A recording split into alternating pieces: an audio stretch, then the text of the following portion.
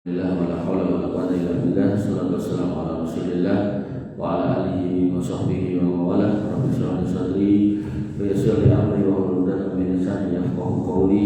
Allahumma faqihna fid din wa 'allimna ta'wil. Allahumma zidna ilman nafi'an wa rizqan thayyiban wa amalan mutaqabbalan. Amma ba'du.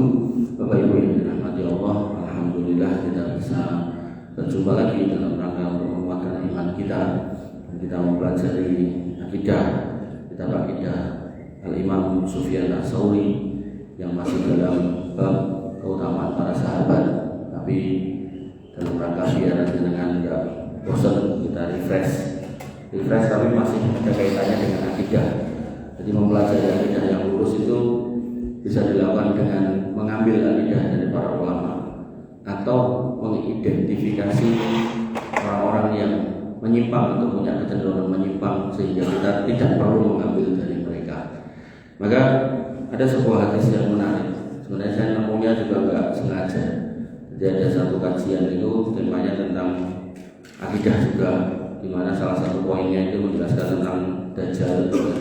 Saya kumpulkan hadis-hadis tentang Dajjal. Qadarullah bi'illah nemu hadis ini. Dan sejauh yang saya tahu, saya beberapa kali atau sering ikut kajian-kajian para ustaz-ustaz yang senior itu, hampir-hampir dari sini belum pernah disampaikan. Saya belum pernah ada di satu majelis ada yang menyampaikan ini. Artinya saya berharap seperti itulah dengan nanti. Jadi ketika ini saya sampaikan dengan kemudian menemukan hal yang baru ini bukan aneh-aneh. Maksudnya ada nih, belum ada yang menyampaikan. Jadi hadisnya ada. Nah, maka dalam bab Dajjal Nabi SAW menyebutkan ada 3 fitnah, yang mana fitnah ini ketika sudah terjadi semua, maka Nabi mengatakan Dajjal itu kalau enggak besok atau besoknya lagi itu muncul.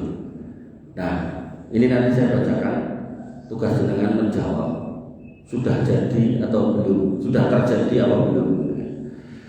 Diriwayatkan dalam kitab Sunan Abu Dawud hadis ini, jadi bukan cerita, jadi bukan hayalan gitu. Hadis nomor 3704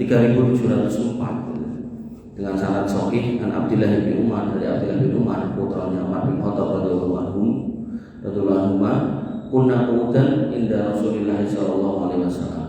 Kami dulu pernah duduk di sekitar Nabi sallallahu alaihi wasallam bersama dengan Nabi sallallahu alaihi wasallam. Kemudian fadzakara fitnah, dan Nabi sallallahu alaihi wasallam menyebutkan sejumlah fitnah. Jadi kalau disebut fitnah itu naik dalam bahasa Indonesia itu artinya tujuan tanpa bukti. Tapi kalau dalam bahasa Arab, fitnah itu sesuatu hal yang tidak mengenakan kalau kena. Kalau kena ke badan nggak enak, kena ke harta nggak enak, ke keluarga nggak enak, apalagi kena ke agama.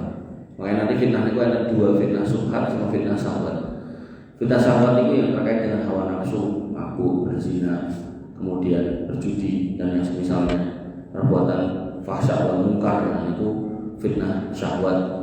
Orangnya biasanya sadar kalau itu salah gitu. Biasanya, kecuali yang kebablasan. Jadi wong mendem nih tukang mendem. Jadi enggak cuma mendem tok, tukang mendem, dina-dina mendem. Nah, yang udah kayak gitu biasanya susah mari ini. Bahkan terkadang kita dapati meninggal dalam posisi mabuk gitu. Nah, maka yang kedua adalah fitnah subhat.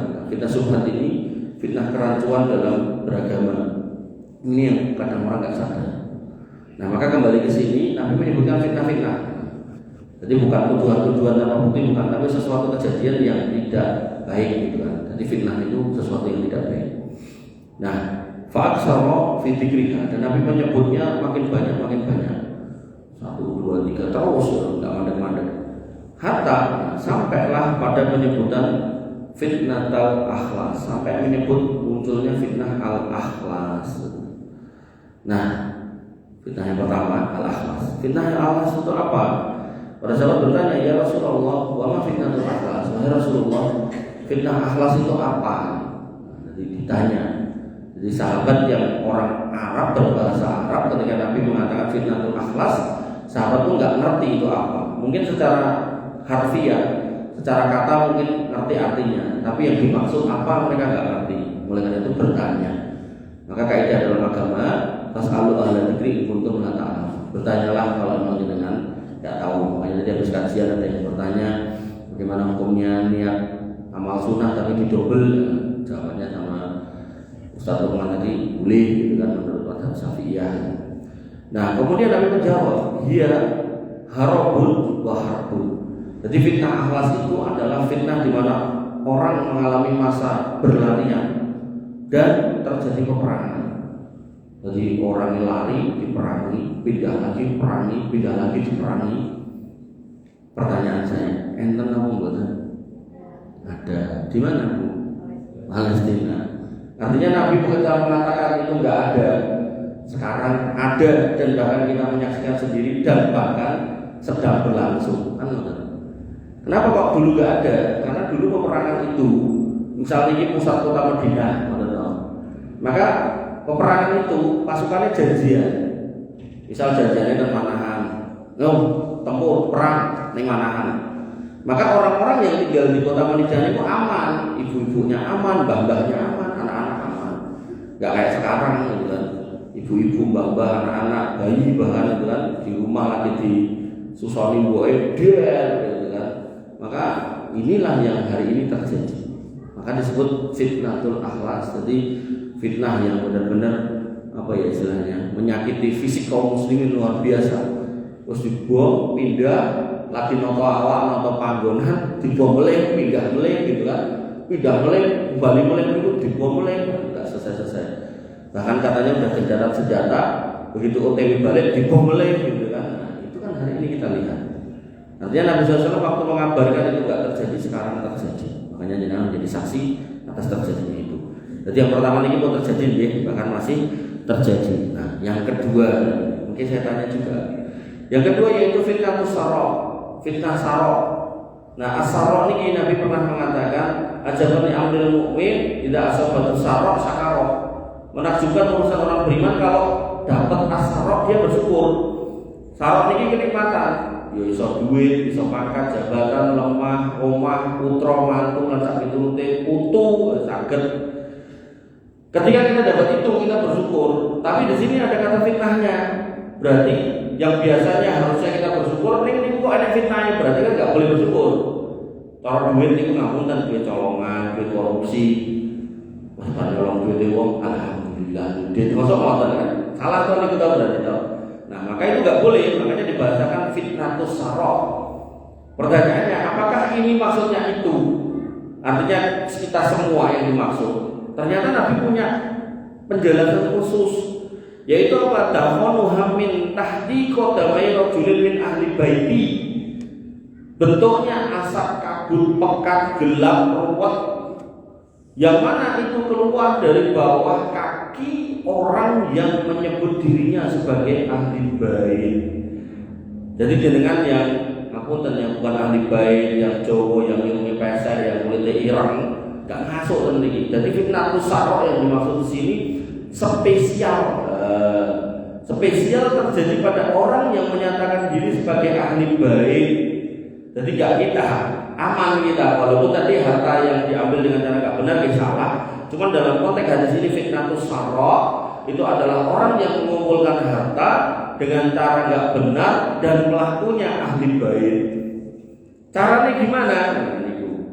Jadi subjeknya udah ketok, jeneng fitnahnya enten, bentuknya kelompok dunya, pelakunya orang yang menyebut dirinya sebagai ahli bait. Caranya gimana? Nah, Nabi mengatakan, yaskumu annahu minni wa laysa minni. Dia ngaku keturunan kuning dudu. Enten boten? Enten. Kok ragu? Jangan-jangan ini mungkin bin semuanya. Gak usah ragu, enten gitu kan. Jadi dia menyatakan diri mengaku sebagai keturunan Nabi ini bukan. Nah, di sini ada dua kemungkinan. Mungkin secara nasab memang bersambung. Yang kedua, mungkin nggak nyambung nasabnya. Nanti saya jelaskan. Nah, pembatasnya adalah apa? Wa inna ma'auliyai al-muttaqun.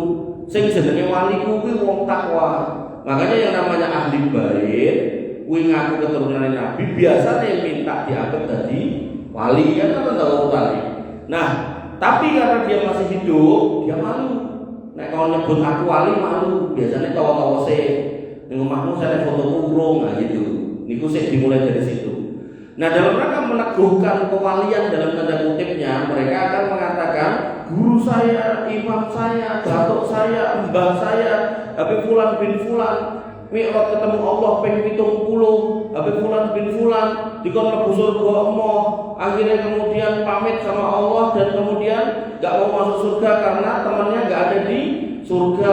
Akhirnya dicari temannya ada di neraka dan dia mengancam malaikat penjaga neraka, koncong ora mbok kok genimu tak pateni, dan seterusnya dengan segala macam khurafat disampaikan gitu kan. Yang jenengan saksikan hari ini sampai ada Habib Fulan bin Fulan umur 7 tahun itu sholat 1 rakaat itu 1 Quran, dan itu cuma terjadi beberapa menit gitu. Nek dilogika itu enggak masuk akal. Terus yang oleh Habib Fulan bin Fulan dari tukang duduk kuburan, begitu duduk kuburan salah nih duduk, keduduk kuburannya si Habib ini posisi kuburannya kebuka, Habib itu kuburan lagi maca Quran.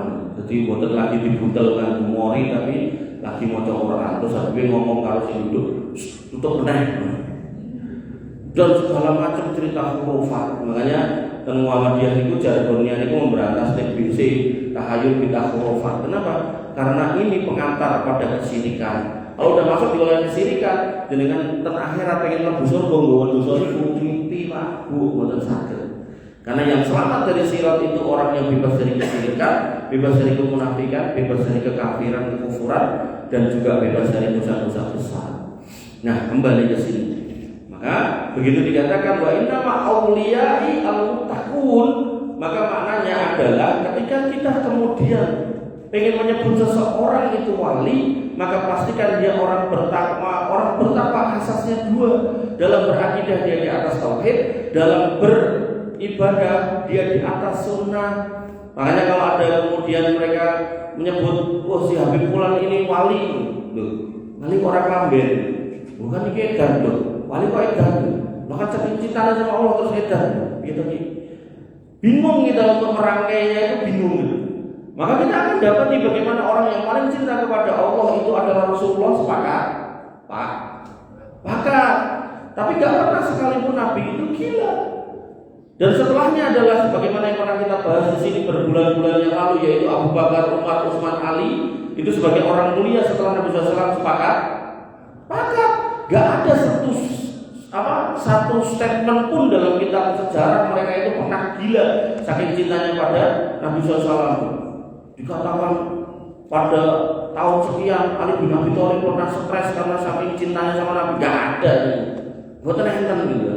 Maka yang harus kita pahami Bapak Ibu yang dirahmati oleh Allah Subhanahu Wa Taala, ketika ada orang yang mengaku wali tapi kok ora sholat, ora lamben, bahkan kemudian sebagaimana yang dengan lihat ketika para mukibin itu datang, mereka ingin menghormati para habib-habib itu, pemain tangannya ditongkeng ini ralanang rawedok diambungi karuan, maka itu jelas melanggar syariat dan itu jelas bukan wali. Dari situ sudah kelihatan. Makanya jenengan nggak usah kemudian bingung, wah aku nek mencintai dia nanti aku ndak ora itu barokahe nopo-nopo. Di sini sudah jelas dikatakan mereka terjebak dalam fitnah tusarrah. Bagaimana kemudian mereka mengumpulkan dunia itu didapatkan dengan cara mereka sebagai ahli bait mengaku keturunan Nabi, padahal Nabi membatasi yang namanya waliullah itu adalah orang-orang bertakwa. Dan dicirikan ketika fitnah tusarrah itu terjadi, cirinya secara siklus sosial politik dikatakan oleh Nabi SAW, summa yaslihun nas ala rajulin kawarikin ala bilain. Maka akan datang pada saat itu ketika fitnah tusarrah itu terjadi, manusia dipimpin oleh seorang laki-laki yang tulang panggulnya ada di posisi tulang rusuk. Gampangannya orang normal dipimpin orang boten normal. Enten apa boten Pak? Enten apa boten Pak? Tentu di Jakarta. Tentu di Pak. Gitu mriki adoh-adoh. Makanya jadi kan kalau baca ini kalau waktu kisaran kaget kok Nabi kok ora tau ketemu karo wonge tapi kok pun ngendikan nek bakalan ketemu niku gitu. Dan terjadinya di sini.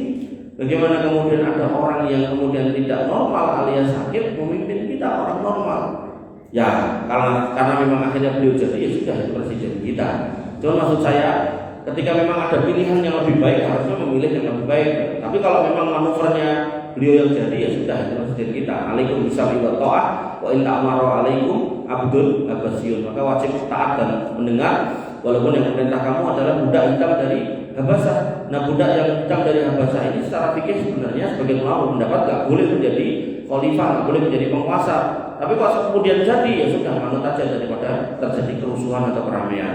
Maka ketika bapak itu kemudian jadi dalam kondisi beliau sakit seperti itu, ya sudah, itu presiden kita. Tapi ini menjadi ciri. Ketika beliau ada, maka fitnah sarok ada. Nah, fitnah sarok kita sudah lihat sendiri bagaimana banyak orang yang mengaku keturunan Nabi, tapi kelakuannya ngoten niku. Nah, yang ketiga, Bapak Ibu yang dirahmati oleh Allah Subhanahu wa taala, semua fitnah duhaimah. Fitnah yang akan muncul yang ketiga yaitu namanya fitnah ad-duhaimah. Apa itu? Kata Nabi, la tadau ahadan min hadhihi rumah illa matamat bulan matan. Yaitu fitnah yang akan menerjang, yang akan nyenggol kita semua, nggak akan ada yang luput, nggak akan ada yang lolos, kita semua kena. Cuma nanti respon kita masing-masing, ada yang kesenggol munting, ada yang kesenggol gelempang, ada yang kesenggol geblak gitu kan. Ini semua tergantung iman dan ilmu yang kita punya. Nanti saya coba jelaskan. Nah, orang sahabat bertanya, inqadot, kalau duhaimah ini terjadi apakah masalah kita sudah selesai? Kata Nabi, tamat, dan bahkan tambah banyak dan fitnah makin muncul hatta yusbihu rajulu fiha mu'minan wa yumsi kafiran. Sampai akan ada seorang laki-laki yang paginya bertemu dengan kita dalam kondisi beriman, tapi sore atau malamnya berubah agamanya, murtad. Kalau ini hari Sabtu, kalau ada kajian kali ibu-ibu tentang tipes nih kok, ada ibu-ibu yang beri pertanyaan, tanya, "Tar, saya punya teman SD, teman kecil. Dari kecil kami itu TPA bareng, dari kecil kami itu ke masjid bareng." Cuman ini yang nanya ibu-ibu, yang ditanyakan namanya laki-laki. Pokoknya barengan di masjid gitu kan. Nah, kemudian bahkan ketika gede dia jadi muadzin, sopo masjid, pokoknya jadi takmir, jadi marbot dan seterusnya. Sampai akhirnya dia ada masalah, dan masalah itu singkat cerita nenggol beliau, dan beliau nggak cuma munting, bahkan gelempang. Yang terjadi pada umur 50-an pindah agama, 52 meninggal. Nah, pertanyaan ibu ini ke saya, apakah amal dia yang sejak kecil saya tahu dia orang Islam yang beramal terus sampai umur 50-an sebelum murtad itu bisa menjadikan dia masuk surga? Jadi saya jawab, no Pak, jawabannya bisa membuat Pak. Harus clear nih. Kenapa? Karena orang kafir tidak masuk surga. Kan emang banget. Makanya inilah yang disebut oleh Nabi SAW. Bagaimana kemudian dengan harus istiqomah di atas agama yang benar. Dan agama yang benar tadi sudah dijelaskan soal istiqomah. Istiqomah itu harus berlandaskan akidah yang benar dan di atas ilmu. Ilmu didapatkan dari majelis ilmu. Makanya pandangan yang sampun nomo purna terus Pak Joko ya nomo keluar masuk kajian nomo. Nih kajiannya harus difilter. Boten anggar kajian dengan menu. Tidak mumet mungkin ini pusing. Makanya tadi di depan saya dikatakan dalam hadis ini, kenapa kok fitnah duhaimah ini menerpa kita semua, nyenggol kita semua? Karena kita itu baru pengajian, terus itu poin-poin yang baik, dapat materi yang baik, begitu pulang, delok HP, delok YouTube, delok Instagram, delok TikTok, akhirnya bingung. Makanya dalam sebuah kajian saya pernah diundang itu sapuluhan itu lumpuh, ketur kelinci pirang-pirang jujur, ratusan, hampir 1000 orang. Bahkan masjidnya nggak kuat itu 3 kajang niku kajian rampung niku kan bapak pojok niku tanya. Pertanyaannya menjebak, artinya kalau saya nggak bisa menjawab, artinya kalau jawabannya salah, saya ini sakit wong banyak gitu kan. Jadi alih-alih dapat pahala, nih malah dapat dosa oke, karena sing ngrungokne kok oke gitu kan. Nah, maka pertanyaan beliau, Ustaz, saya mau nanya, apakah pendapat jenengan tentang mengucapkan selamat Natal, apakah boleh apa enggak? Ya enggak boleh toh Pak, sebentar kata dia. Loh, lah ngomong kok sebentar? Karena ada ustadz yang ngomong di YouTube, mulai di medsos yang menyatakan boleh, bahkan ada dalilnya di Quran. Ya kalau kaget loh Pak, mereka ini nggak Alkitab yang boleh bakal ketemu kok soalnya malah yang Quran ini biasa ceritanya. Artinya mereka yang melakukan aja, pelakunya aja nggak akan menemukan dalil adanya tanggal 25 Desember itu sebagai tanggal lahirnya. Lah kok kita malah ngomongnya entok ucap selamat Natal enak dalil terus piye gitu, nggak masuk akal gitu. Tapi ya sudahlah, maksud dengan ayat yang mana gitu kan, pulau cetakan gitu, karena terus batu cek banyak. Dan itu nek ngobrol berdua kalian enten kopi ini malah saya, tapi gak sing krungu wis oke gitu kan. Jadi ya mau nggak mau harus benar-benar clear sampai seclear-clearnya, jangan sampai menjadi fitnah buhaimah nih gitu. Jangan sampai kemudian menjadi fitnah kerancuan orang yang tadinya harus berpaham ini salah, ini keliru, rakyat diucapke, begitu kemudian krungu kayak gitu terus jadi berarti itu repot kan tadi. Nah mulai enten pulau malah nandur Allah kan kan. Nah akhirnya kemudian saya perjelas ayat yang mana. Lalu bapak ini kemudian ngomong, dan Al-Quran kan enten ayat yang berbunyi salamun alayya, terus apa gitu? Pulau kesupen. Oh niku salamun alayya yauma wulidu wa yauma amutu wa yauma ub'atsu hayya. Salam keselamatan buat aku, keselamatan buat aku ketika aku dilahirkan, dimatikan dan dibangkitkan dalam kondisi hayya, hidup gitu. Nah, maka niku dalilnya Pak Ustaz. Beliau bilang gitu. Oh niku niki perlu diperjelas. Ayat niku turun kepada Nabi Muhammad SAW. Gak pernah sekalipun Nabi mengucapkan selamat Natal. Dan gak pernah Nabi sekalipun mengatakan ayat itu maknanya adalah ucapan selamat Natal. Kemudian orang yang paling paham setelah Nabi adalah Khulafaur Rasyidin Abu Bakar, Umar, Utsman, Ali. Itu juga gak pernah mengatakan selamat Natal. Padahal kita tahu bahwasanya pada kekuasaan para Khulafaur Rasyidin ini Islam berkembang sampai ke Romawi mayoritas orang Nasrani. Gak ada ceritanya Abu Bakar kemudian pidato kenegaraan ucapkan selamat Natal, gak ada.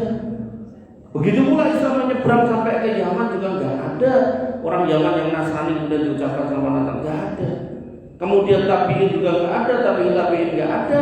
Ulama 4 mazhab juga gak ada. Nah sekali-kalinya ada ulama Indonesia, saya hitung minimal ada 7 Pak. Nah, itulah yang disebut fitnah buhaimah. Saya bilang ke beliau itu. Nah terus maknanya apa tak ayat itu? Mau yang mana gitu kan? Oke, maknanya Pak. Salamun alayya yauma wulidtu, keselamatan buat aku ketika aku dilahirkan. Maknanya Isa Al-Masih menurut orang Yahudi ini adalah anak haram yang lahir dari ibu yang gak punya suami. Menurut mereka ini anak haram, sehingga umumnya pada zaman itu akan dilakukan persekusi, bullying dan seterusnya. Nek perlu dianiaya, diusir dan seterusnya. Tapi yang terjadi Allah buat Bunda Maryam ini berserta dengan Isa Al-Masih melakukan persalinan dan lahir dalam kondisi selamat, nggak ada gangguan sama sekali dari orang-orang Yahudi tersebut. Kemudian ketika hari dimatikan juga selamat, karena orang Yahudi dan Nasrani meyakini dia meninggal di atas tiang salib. Orang Islam tidak.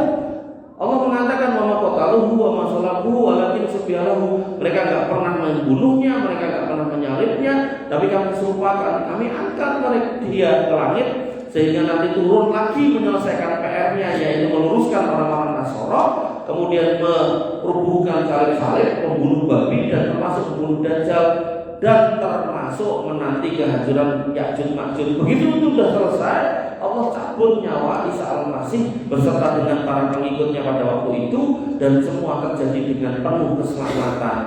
Artinya kalau kemudian dikatakan dia mati di atas yang salib pada waktu itu adalah hukuman buat para jahat kelas kakap.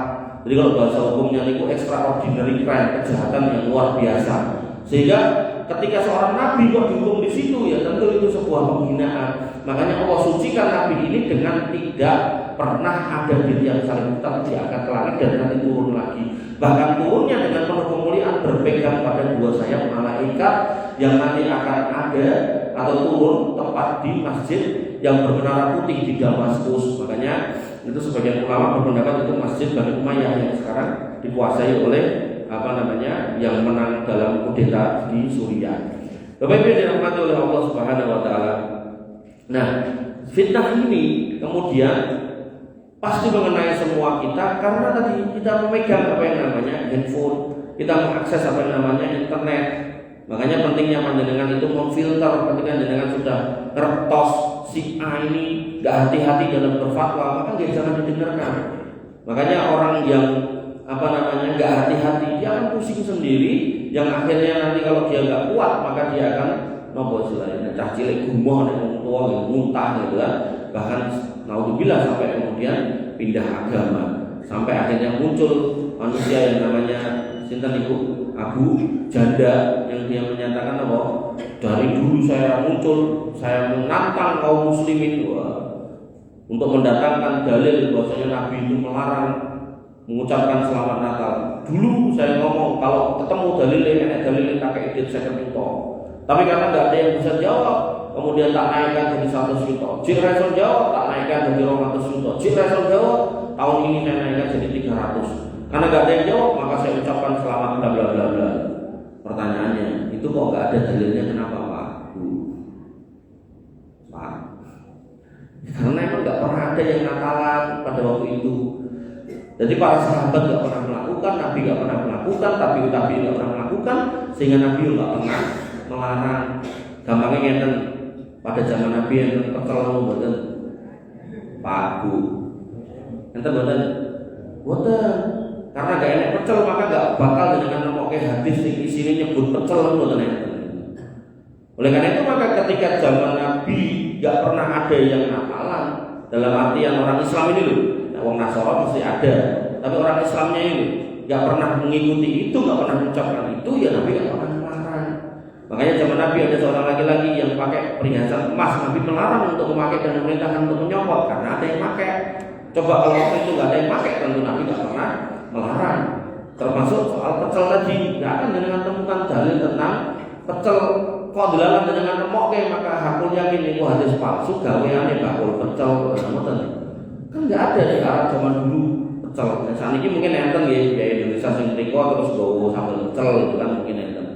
Nah, fitnah duhaima ini Bapak Ibu yang dirahmati oleh Allah Subhanahu wa taala menyebabkan orang kemudian berganti agama karena saking musiknya menghadapi berbagai macam perbedaan. Dan perbedaan ini sebenarnya harus disikapi dengan baik dan benar. Ketika kita paham apa kata Nabi SAW, taraktu fikum amro ini dan tadilu mata masaktum bihima abada. Tak tinggalkan dua perkara, kamu gak akan pusing, gak akan sesat kalau kamu pegang dengan baik dan benar, yaitu Quran dan Sunnah. Makanya orang kayak Abu Janda, rasa ilmu oke, kayak macam-macam lah. Saya tak sebut nama nanti tidak gimana ya. Nah, kemudian Nabi mengatakan hatta yasirun nas ila mustaqain. Maka pada zaman itu manusia akan terbelah menjadi dua.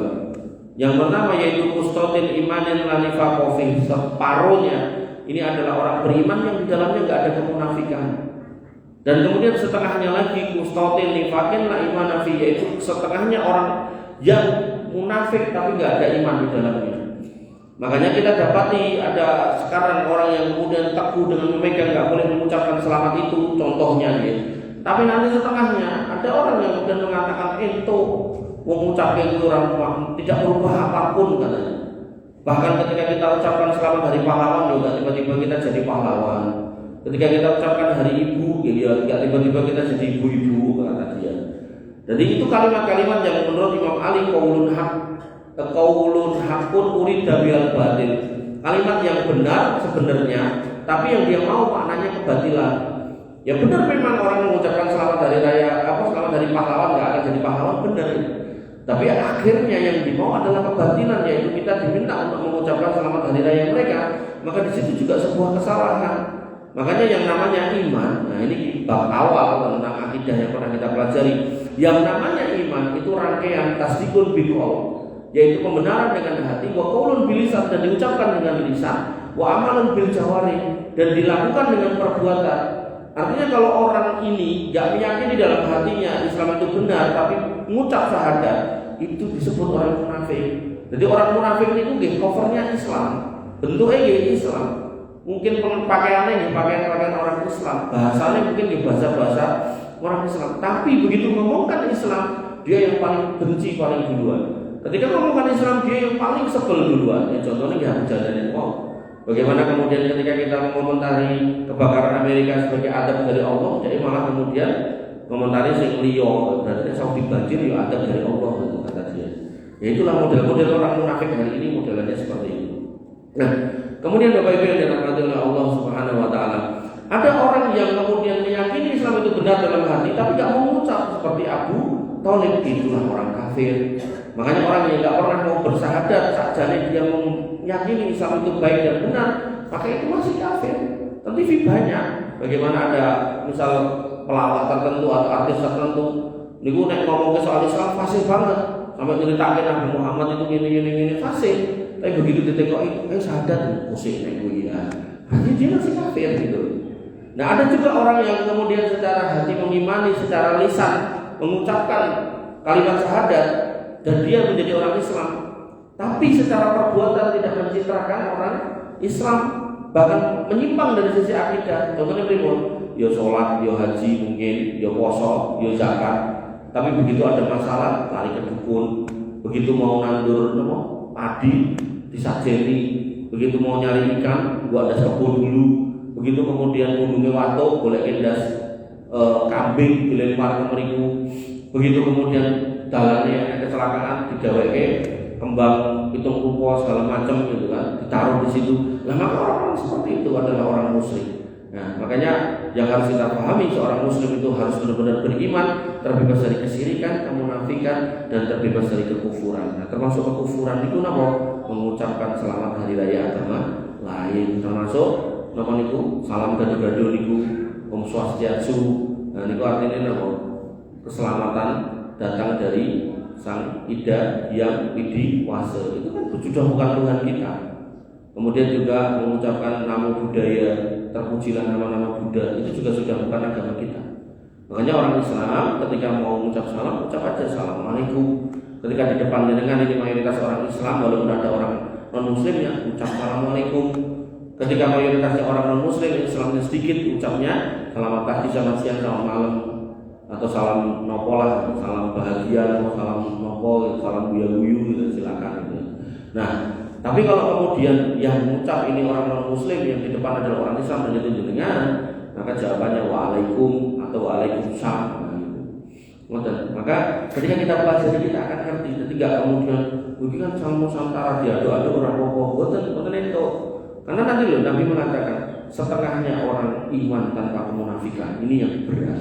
Sampai para ulama itu mengatakan megang akidah itu kayak megang bara api, digegem panas, diculke mati gitu kan. Maka ya pilihannya tetap harus digegem, memang berat. Nah tapi kemudian setengahnya orang yang kemudian disebut munafik dan tidak ada keimanannya, ngaku imannya nggak dianggap oleh Nabi, oleh Allah Subhanahu Wa Taala. Nah ketika fitnah tu akhlas, fitnah tu sarok dan duhaimah ini terjadi, kata Nabi, faidakan nadakum fantadiru dajjal min yaumihi aw min ghadihi. Kalau itu sudah terjadi tiga-tiganya dan tiga-tiganya kita sudah menyaksikan sendiri, maka tunggu dajjal akan datang. Kalau nggak hari itu ya besok. Artinya kalau hari ini nanti sampai malam dengan nggak ketemu, atau dengan nanti sore tidur, maka begitu dengan bangun besok, maka bisa jadi kembali besok.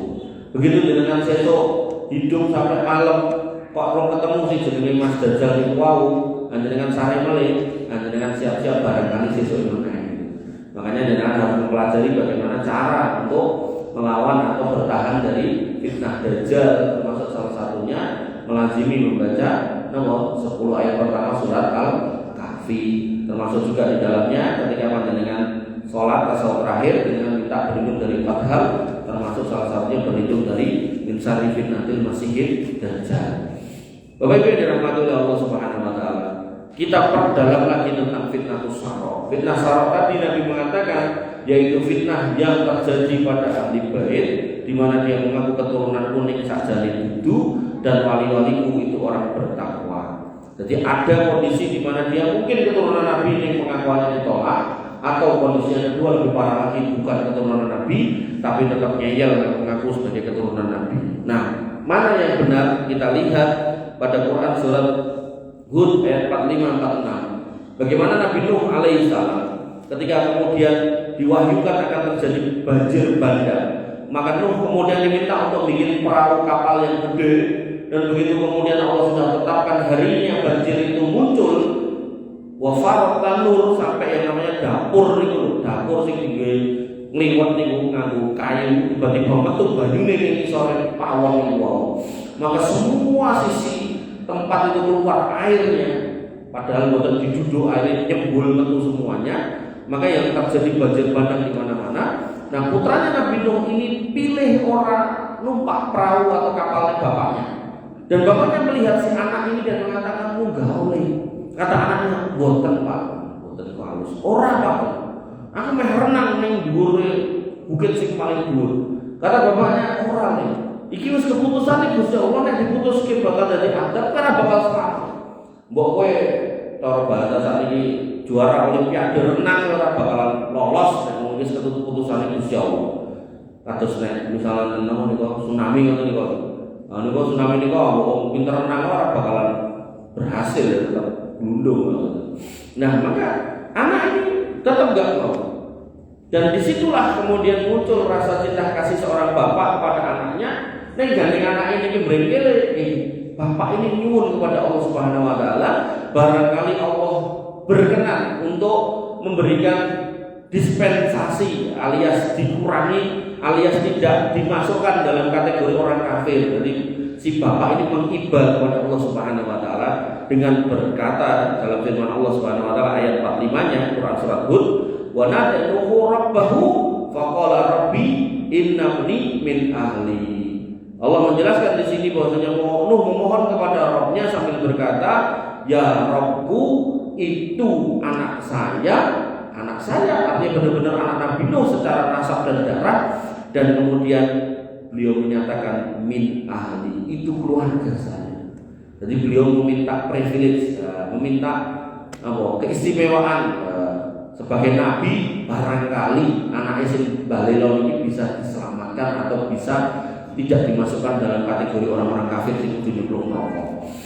Kemudian Allah menjawab pada ayat keduanya, qala ya Nuh innahu laisa min ahlik.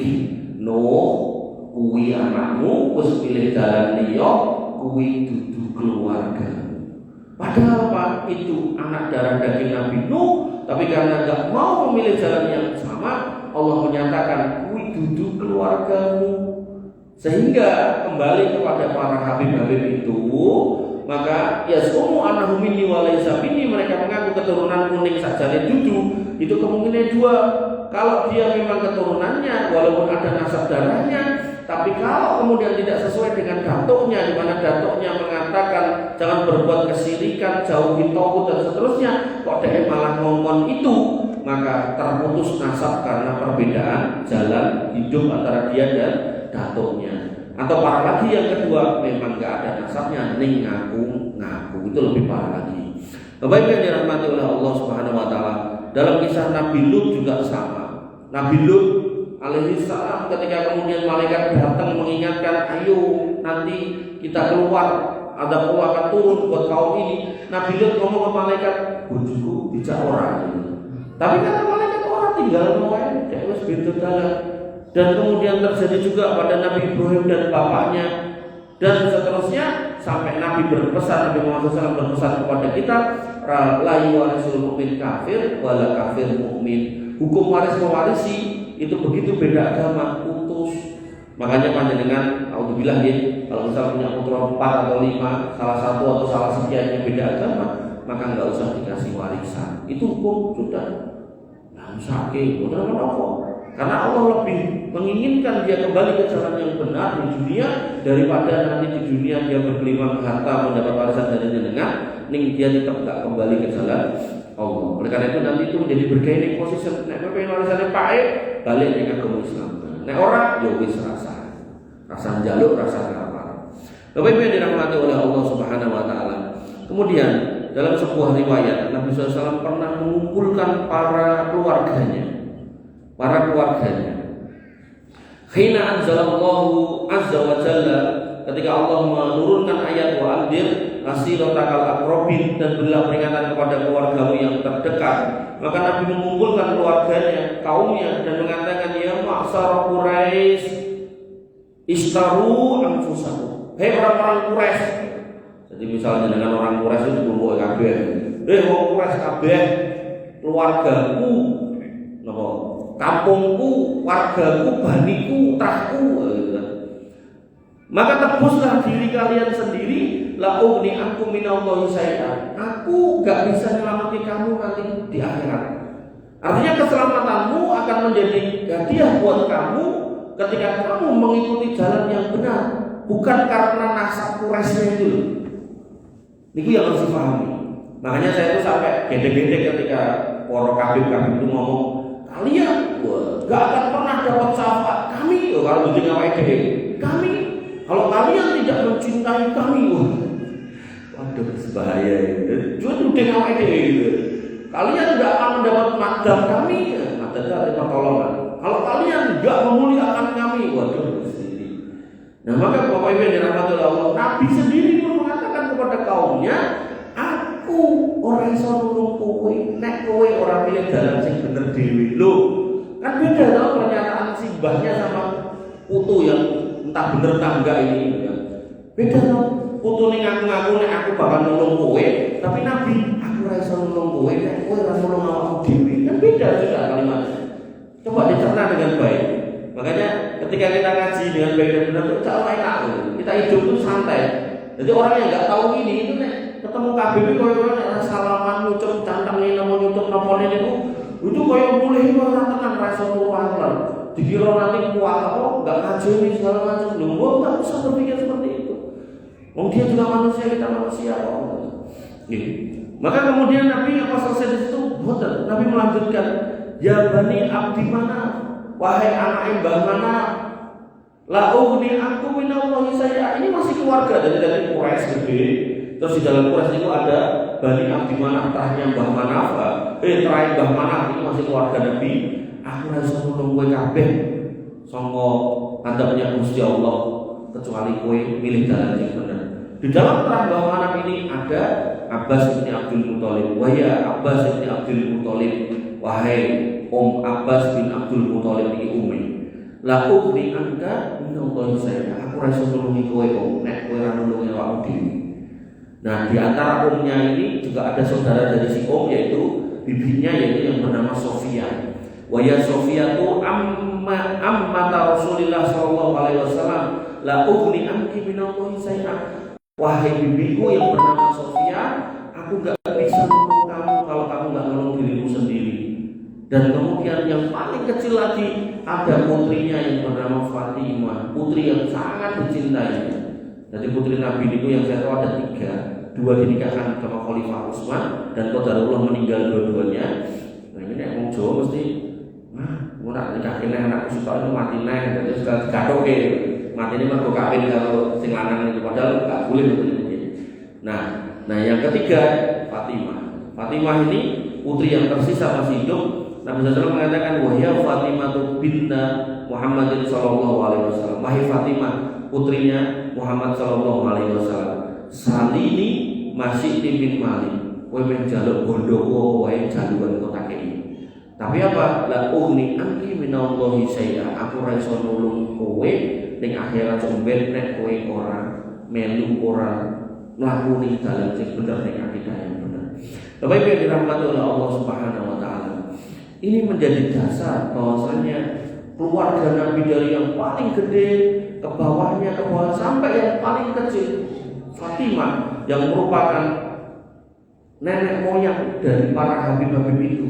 Nabi pun tidak memberikan jaminan keselamatan kalau tidak berpijak pada jalan gantuknya. Oleh karena itu maka nek baik gak dijamin keselamatan kalau nggak sama dengan jalan Nabi SAW, maka bagaimana dengan cucunya yang jauh menyimpang tambah nggak selamat. Makanya jangan nggak usah khawatir, nggak usah pedih, nggak usah takut dengan bakal kualat kalau nggak ngajari mereka. Kenapa? Karena mereka kalau tidak berpijak pada akidah yang benar, pada amal ibadah yang benar, maka tidak perlu kemudian kita berlebihan dalam menghormati mereka. Tapi kalau kemudian mereka berpijak di atas akidah yang benar, di atas ibadah yang benar, dan dengan bermajlismu dengan mereka di atas akidah dan kemudian di atas sunnah, maka insya Allah pahalanya dengan 2, pahala menuntut ilmu dan pahala menghormati ahli bait Nabi Muhammad SAW. Oleh karena itu maka saya berharap dengan kajian ini dengan makin bisa menjalani hidup dengan baik, tidak usah kemudian aneh-aneh, harus jadi mukibin. Yang hari ini dengan jadi mukibin, mengtobat, keluar dari situ dengan perbaiki semuanya, dengan kembali ke jalan yang benar, agar kajiannya di atas Quran dan Sunnah, insya Allah itu yang menyelamatkan. Bukan pada soal nasabnya ini. Nasab gak akan berguna kalau kemudian tidak di atas kebenaran. Bapak Ibu yang dirahmati oleh Allah Subhanahu Wa Taala. Sebagaimana pembukaan saya tadi, akidah yang benar bisa diambil dari sumber yang benar, atau bisa diidentifikasi orang-orang yang nggak benar. Orang-orang yang nggak benar ketika sudah diidentifikasi, maka jauhilah orang-orang ini. Ketika jenengan sudah menjauhi, maka jenengan akan jauh dari fitnah duhaima. Karena kalau jenengan mendekati orang-orang seperti itu, ibarat api bulan-bulan kebakaran, kalau jenengan mendekat kepada api, maka potensinya jenengan kepelatihan, kepanasan, bahkan sosok bisa kebakar. Maka yang paling aman ketika jenengan sudah mengidentifikasi orang-orang gak jelas itu, maka jenengan gak usah dekat-dekat sama mereka, jauh-jauh saja sama mereka. Dan mudah kok mengidentifikasinya. Ketika Nabi itu Isra Mi'raj seumur hidup sekali, DP 70 itu segenap keliru. Ketika Nabi aja sholat, kata di akhir hidupnya Sallallahu Alaihi Wasallam itu sholat, Abu Bakar itu di imam, kemudian sebelahnya Nabi Muhammad SAW dalam kondisi sakit, itu dilakukan Nabi SAW kok dia malah rasolat, maka itu jelas keliru. Dan seterusnya, termasuk ini Nabi niku nggak boleh makan harta sedekah dan nggak boleh makan harta zakat. Yang boleh niku makan hadiah. Artinya ketika ada sedekah, kotak infak, zakat, Nabi itu nggak boleh makan itu. Tapi yang dilakukan mereka yang disebut nomor ngaku keturunan Nabi apa? Ngelumpuk itu toh. Carane napa? Macam-macam ya ora ning pejite ning kuburan ning nggon acara macam-macam niku. Wah, saoke-oke gitu. Akhirnya gede kan. Maka Nabi enggak boleh. Nabi dan anak cucunya itu tidak boleh makan harta sedekah dan harta zakat. Kenapa Pak? Karena harta sedekah dan harta zakat itu hakikatnya harta yang kotor. Makanya Nabi SAW dan anak cucunya enggak boleh makan harta yang kotor. Jadi harta sedekah dan zakat itu kan mensucikan harta kita. Karena itu mensucikan, berarti ini kan kotorannya itu ibaratnya. Senajan bentuknya duit gitu kan. Nah makanya tadi disebut fitnah tusaro, duit yang kemudian fitnah, duit yang rakyat jadi gitu kan.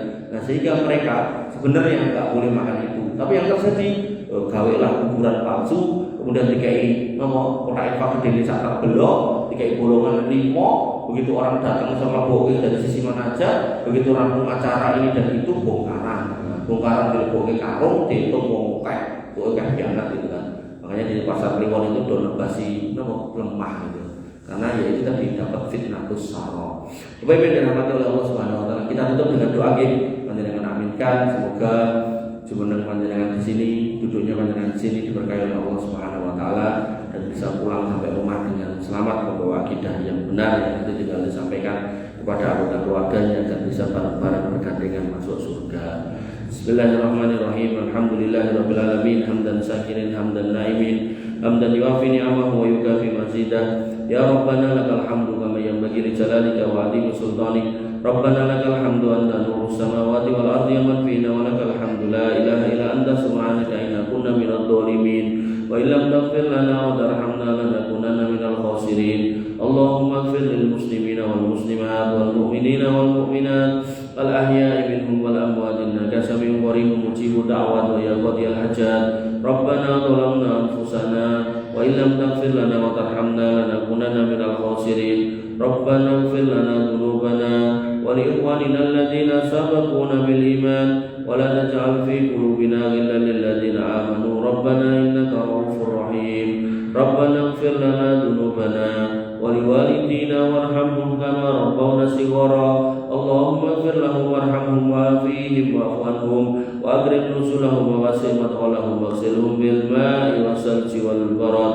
Allahumma ij'al quburahum rawdan min riyadil jinan wa la taj'al quburahum hufaran min hufarin niran.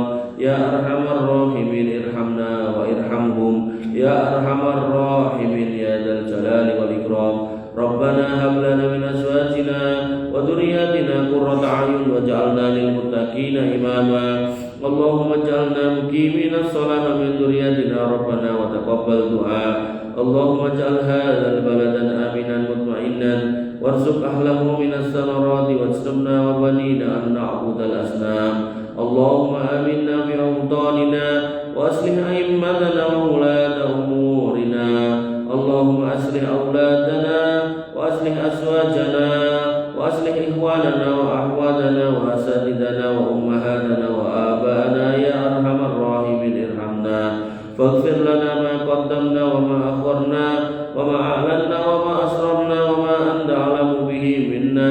La ilaha illa anta subhanaka inna kunna minadh الظالمين وإن لم تغفر لنا وترحمنا لنكونن من الخاسرين اللهم إنا نسألك الجنة ونعوذ بك من النار اللهم إنا نسألك الجنة ونعوذ بك من سخطك والنار اللهم إنا نسألك الجنة وما قرب إليها من قول وعمل ونعوذ بك من النار وما قرب إليها من قول وعمل يا حي يا قيوم برحمتك نستغيث أصلح لنا شأننا كله ولا تكلنا إلى أنفسنا طرفة عين اللهم اكفنا بحلالك عن حرامك وأغننا بفضلك عمن سواك يا غني يا حميد اللهم اشف مرضانا واقض ديوننا يا خير الرازقين يا ذا الجلال والإكرام